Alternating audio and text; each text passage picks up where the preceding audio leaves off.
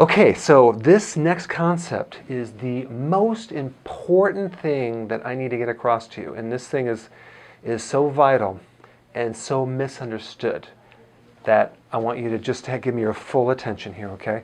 Now, I know you have some fat that you don't like, you want to get rid of it.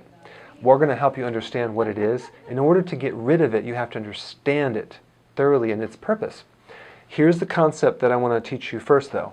The average person will run their body on sugar fuel, okay? Very few people can burn fat.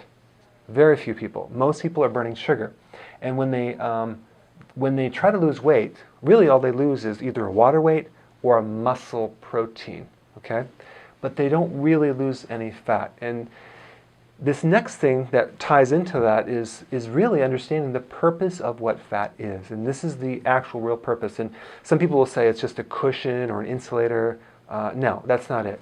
Fat has a purpose of acting as a backup fuel source when there is a starvation of sugar. So let me say that again. Fat is a backup fuel only when you starve your body of sugar. This is not used unless you don't have any of this in your system.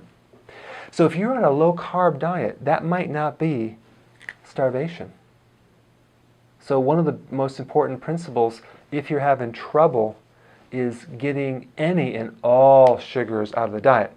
And in some of the videos in the future, we're going to talk about like hidden sugars.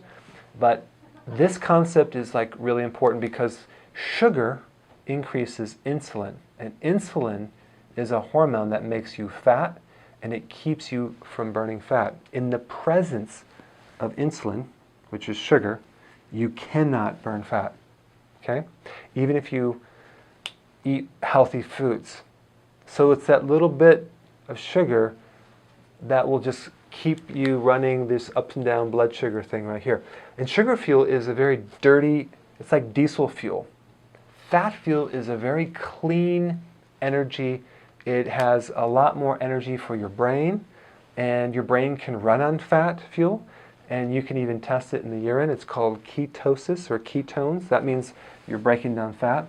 But what you need to know is that we're going to make a transition from sugar to fat burning, and that could take 3 days to 20 days, depending on your situation and how old you are and how healthy you are or how unhealthy you are.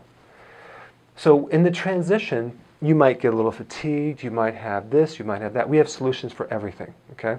And you're going to go through those. But the most important thing is that to understand what's happening in the process of converting your body over to fat burning. Because when you convert it, you are converting your body has to make actually new cellular machinery to be able to burn fat and run in fat. But once you get over here, you will not go back because you'll feel so good and you'll lose actual fat, which will be very exciting. So that's what we're going to be doing in this program, and I just wanted to get you the concept is we're going to transition over here and we're going to show you what to do. But the single most important thing you need to know is we have to starve your body of sugar. That's the bad news. The good news is we'll be able to replace it with something even better, and we're going to give you substitutions for that sugar so you won't miss it because you'll be able to taste the sensation of sweet. So it's not going to be hard, okay? You're not going to be hungry. But the way you know you're burning fat is that you're craving no sugars. If you're craving sweets, that means that you're burning sweets. It means you're not burning fat. So you will get rid of the cravings within 3 days, and then you'll start burning fat, okay? So that's the principle that I really want you to let it sink in, and I will see you in the next video.